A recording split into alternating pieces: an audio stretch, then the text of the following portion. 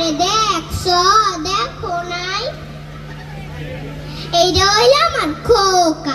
তুমি কি আমার খোকারে দেখছো?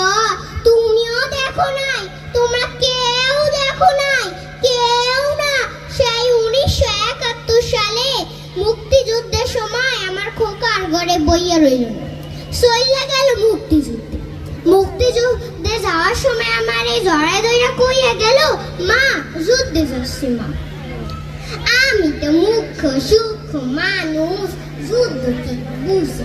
আমি খোকারে কইলাম, যুদ্ধ কি রে বাপ?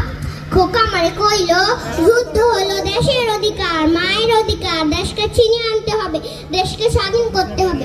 আমি খোকার কথা হইন না কইলাম, যা বাপ যা, আমি তোর জন্য আল্লাহর কাছে দোয়া করব।